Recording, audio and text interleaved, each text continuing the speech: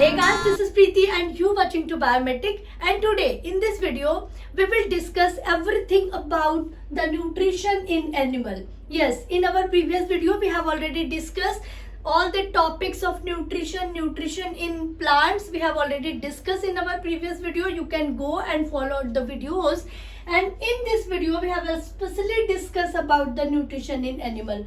Okay, so my dear students, आप सभी को पता है कि इस दुनिया में जितने भी ऑर्गेनिज्म है सभी की बॉडी अलग अलग होती है, तो उनके अंदर में जो न्यूट्रिशन की प्रोसेस होती है वो भी अलग अलग होती है. फिर चाहे आप किसी हर्बीवोर्स में देखें या कार्निवोर्स में देखें, सभी के अंदर में न्यूट्रिशन की process, mode of nutrition different होता है, जैसा कि मैंने पहले ही आपको डिस्कस कर लिया है. नाउ अब हम देख रहे हैं कि न्यूट्रिशन इन एनिमल में सबसे पहले हम किसका न्यूट्रिशन देखेंगे. तो obviously we have the cellular body, we have the multi cellular organism. तो हमारी बॉडी का nutrition definitely it will be very complex rather than the other singular animal. तो हम सबसे पहले जो एक सिंगल सेल ऑर्गेनिज्म होते हैं उसके अंदर में देखेंगे. आपकी एनसीईआरटी की बुक में डेफिनेटली दिया हुआ है अमीबा के अंदर न्यूट्रिशन की प्रोसेस, और no doubt exam point of view से इंपॉर्टेंट है, हमेशा ही पूछा जाता है. तो फटाफट डिस्कस करते हैं भाई कि अमीबा के अंदर में न्यूट्रिशन की प्रोसेस कैसे होती है. जैसा कि आप देख रहे हैं कि मैं ऑलरेडी सारे पॉइंट्स को हाईलाइट कर चुकी हूँ, सिर्फ इसलिए ताकि वीडियोस जल्दी से जल्दी मैं आपको क्लियर कर सकूं और nutrition in animal, human being के न्यूट्रिशन को मैं आपको बता सकूं. ओके, तो नो डाउट कि अमीबा के अंदर में जो न्यूट्रिशन होता है वो काफी इंपॉर्टेंट है. This is very important for your exam. So देखते हैं कि भाई amoeba, you know about very well amoeba. It is the unicellular organism, एक सिंगल सेल ऑर्गेनिज्म है ये. और अमीबा जो एक सिंगल सेल ऑर्गेनिज्म है, इसके अंदर न्यूट्रिशन कैसे होता है. So my dear student, amoeba के अंदर जो न्यूट्रिशन की प्रोसेस होती है उसको हम लोग क्या बोलते हैं, दैट इज द फेगोसाइटोसिस. ठीक है, तो फर्स्ट पॉइंट मैंने यहाँ पे मेंशन किया है कि they have not specialised organ for the nutrition. Definitely it is a single cell organism, तो इसके पास कोई स्पेशलाइज्ड ऑर्गन नहीं है न्यूट्रिशन के लिए. तो ये न्यूट्रिशन कैसे करेगा, this is the very interesting thing, इसीलिए हम इसे पढ़ रहे हैं. So they have not a specialized organism for their nutrition. So how can they done their nutrition? So entire the process is carried out through the surface with the help of the pseudopodia. ठीक है, with the help of the pseudopodia. Now what is pseudopodia? तो one by one मैं आपको diagram के through discuss कर रही हूँ. You know this is the unicellular amoeba. ठीक है, this is the structure of amoeba. आपको पता है अमीबा का कोई भी शेप और साइज नहीं होता, किसी भी तरह का वो हो सकता है. तो लाइकली इस तरह का अमीबा होता है. ये इसका न्यूक्लियस है एंड ये इसका साइटोप्लाज्म हो गया. ठीक है, यू सीन दैट यहाँ पे मैंने कुछ फिंगर लाइक प्रोजेक्शन बनाया है जिसको हम बोलते हैं स्यूडोपोडिया. ठीक है, स्यूडोपोडिया. एंड यही स्यूडोपोडिया जो है वो हेल्प करते हैं इसके न्यूट्रिशन के लिए, बिकॉज इसके पास कोई हाथ पैर तो नहीं है. तो this is the moving organ and इसी से ये अपना न्यूट्रिशन भी लेता है. Okay, so how can this pseudopodia help to the nutrition process. तो डेफिनेटली न्यूट्रिशन प्रोसेस जो होती है अमीबा के अंदर में, the process is known as the phagocytosis. Phagocytosis. Definitely amoeba के अंदर जो मोड ऑफ न्यूट्रिशन होता है, जो मोड ऑफ न्यूट्रिशन होगा अमीबा के अंदर में, वो कैसा होगा, होलोजोइक, जैसा कि मैंने आपको पहले भी बताया है. And I have already mention here the nutrition process is the holozoic. Amoeba के अंदर जो मोड ऑफ न्यूट्रिशन होगा माय डियर स्टूडेंट, वो होलोजोइक प्रोसेस से होगा. बट जो प्रोसेस होती है, this process is known as the phagocytosis. Then what is the meaning of this word phagocytosis. तो this is nothing, the phagocytosis when the food engulfed by the organism. ठीक है, any food particle engulfed by the organism, this is known as the phagocytosis. and the phagocytosis जो engulf करेगा वो इस pseudopodia के through ही करेगा. okay, तो this is the amoeba. now the mode of nutrition is holozoic. Holozoic का मतलब मैंने बताया था कि होल फूड को engulf करता है, पूरे फूड को ये एक बार में इंजेस्ट करेगा। ओके तो भाई कैसे करेगा, लेट मी सपोज कि यहाँ पे एक इसका ऑर्गेनिज्म है, this is the food particle, this is the food particle. अब इस फूड पार्टिकल को इस अमीबा को लेना है तो डेफिनेटली वो चल के तो नहीं जाएगा, उसके पास कोई हाथ पैर नहीं है, but they have the pseudopodia. ठीक है, तो वो स्यूडोपोडिया के थ्रू भी चलेगा नहीं, वो स्यूडोपोडिया को एक्सपेंड करेगा। ठीक है, लेट मी सपोज कि ये स्यूडोपोडिया है, तो वो स्यूडोपोडिया को इस तरह से इनगल्फ करेगा कि यहाँ पे फूड है तो अपने स्यूडोपोडिया को एक्सटेंशन देगा एंड देन फूड को एक गोले के घेरे के अंदर ले लेगा और अंदर की तरफ इंजेस्ट कर लेगा। ठीक है, जस्ट लाइक दैट। तो यहाँ पर भी अमीबा यही करेगा, ये फूड है तो this is the first process. Second process में क्या करेगा कि ये आपका जो फूड पार्टिकल है इसको अमीबा इस तरह से अपने स्यूडोपोडिया के अंदर में इनगल्फ करने की कोशिश करेगा, इस तरह से।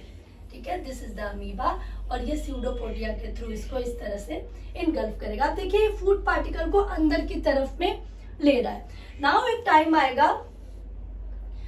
टाइम आएगा कि जब ये अमीबा इस फूड पार्टिकल को पूरी तरह से अंदर कर लेगा और तब इसकी प्रोसेस क्या होगी, कुछ इस तरह से हो जाएगी। ठीक है, तब इसकी प्रोसेस कुछ इस तरह से हो जाएगी। सॉरी, यहाँ पर देखिए ये हो गया। नाउ ये फूड पार्टिकल अब अंदर की तरफ आ चुका है, ये इसका न्यूक्लियस हो गया और यहाँ पे ये साइटोप्लाज्म हो गया। अमीबा ने अपना फूड पूरी तरह से अंदर ले लिया है और आप देख रहे हैं यहाँ पे इसने एक फाल्स वैक्यूल बना लिया है। This is the vacuole like structure जिसे हम बोलते हैं vacuole. This is also known as the food vacuole और it is the false vacuole. ठीक है, एक फाल्स वैक्यूल बना लेता है और उसके अंदर में फूड को इसने इंजेस्ट कर लिया। आफ्टर इंजेक्शन फूड क्या होगा, अंदर की तरफ में डाइजेस्ट होना शुरू होगा। सॉरी माय डियर स्टूडेंट, मेरा गला थोड़ा सा खराब हो गया है। फूड को अंदर की तरफ में डिफ्यूज करना शुरू करेगा और साइटोप्लाज्म के अंदर फूड जो होगा वो पूरी तरह से एसिमिलेट हो जाएगा। Okay, now after assimilation the food, दो ये आप इजेक्ट भी करेगा, जो अनडाइजेस्टेड फूड है उसको बॉडी के बाहर निकालेगा। तो वो कौन सी प्रोसेस होगी, वो भी वो सरफेस के ही थ्रू करेगा। तो सेल सरफेस के थ्रू ही वो फूड को इजेक्ट भी करेगा, मतलब बाहर भी निकालेगा। ओके, तो आपके एनसीईआरटी की बुक में डायग्राम मेंशन है, जैसा कि आप देख रहे हैं कि जो हमारी पहली प्रोसेस है इसमें अमीबा ने फूड पार्टिकल को देखा, स्यूडोपोडिया को एक्सटेंड किया। आफ्टर एक्सटेंड द स्यूडोपोडिया उसने फूड को इनगल्फ कर लिया। इनगल्फिंग प्रोसेस की वजह से ही इसे फैगोसाइटोसिस बोला जाता है। फूड को अंदर की तरफ इनगल्फ किया तो यहाँ पर एक फाल्स वैक्यूल बना लिया और इस वैक्यूम के अंदर में इसने फूड को पूरी तरह से स्टोर कर लिया। यहाँ पर फूड पूरी तरह से ब्रेक डाउन होगा और साइटोप्लाज्म के अंदर में एसिमिलेट हो जाएगा। Then amoeba get energy from this food and after digestion, after diffusion all the food, the amoeba eject the absorbed food। जो unabsorbed food होगा, जो undigested food होगा, उसको वो इजेक्ट करेगा बॉडी के बाहर में। एंड ये इजेक्शन की जो प्रोसेस होगी वो भी सेल सरफेस के थ्रू ही होगी, मतलब ये अपने सेल सरफेस को ही यूज करेगा बिकॉज इसके पास ये सिंगल सेल है। तो जो भी प्रोसेस होगी माय डियर स्टूडेंट वो सेल के ही थ्रू होगी। ओके, नाउ हम पॉइंट्स पे फोकस कर लेते हैं, एक बार रिवीजन करते हैं कि how amoeba get nutrition from this food. तो यूनिसेलुलर ऑर्गेनिज्म है, जैसा कि बता चुकी हूँ, इसके पास कोई स्पेशलाइज्ड ऑर्गन नहीं है, जैसा कि आप देख रहे हैं ओनली स्यूडोपोडिया की हेल्प से ये फूड को इनगल्फ कर रहा है। Now entire process of carried through the body surface with the help of the pseudopodia. Body surface की हेल्प से और स्यूडोपोडिया की हेल्प से ये फूड को इनटेक करेगा, कैरी आउट करेगा। Nutrition is occur through the process it is called the phagocytosis. Nutrition की प्रोसेस को बोलते हैं my dear student phagocytosis. This is the important point. Process by which the engulf of food by the organism. What is the phagocytosis? Phagocytosis is the process where unicellular organism engulf their whole food, that is the phagocytosis. Now the mode of nutrition you know very well, it is the holozoic nutrition and it is involved the ingestion process कितने form में होगी, तो सबसे पहला process जो होगा वो ingestion, मतलब सबसे पहले अमीबा ने फूड को इंजेस्ट किया, अंदर की तरफ लिया. After ingestion the digestion process start. तो number 2 is the digestion. Food digest होगा और स्मॉल पार्टिकल्स में ब्रेक डाउन होगा. किसके अंदर में? साइटोप्लाज्म के अंदर में definitely, because this is the cytoplasm. This is the cytoplasm. और इसी साइटोप्लाज्म के अंदर में जो ये फूड होगा वो पूरी तरह से ब्रेक डाउन हो जाएगा, सिंपलर पार्ट में टूट जाएगा. नाउ अब्सॉर्ब होगा food. Absorption is also known as the diffusion. Absorption को ही डिफ्यूजन कहते हैं, क्योंकि साइटोप्लाज्म में फूड पूरी तरह से डिफ्यूज होगा. Then amoeba get energy from this absorbed food. Okay, do you get all the points very clearly? तो यहाँ पर absorption is also known as the diffusion and after diffusion the assimilation. ठीक है, digested food से amoeba को पूरी तरह से एनर्जी मिल गई है, मतलब जो खाना था, जो न्यूट्रिशन था, वो पूरा साइटोप्लाज्म में अच्छे से डिफ्यूज हुआ है और अमीबा को न्यूट्रिशन मिल गया. आफ्टर न्यूट्रिशन जो अनडाइजेस्टेड फूड होगा उसे वो इजेक्ट कर देगा, that is the ejection with the help of the cell surface.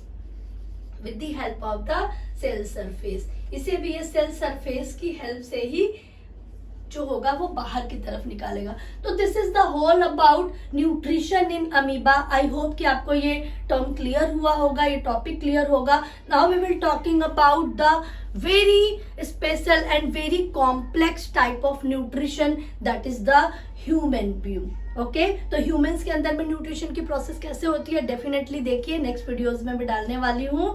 और आई होप कि आपको ये वीडियो अच्छी लगी होगी. Thank you so much.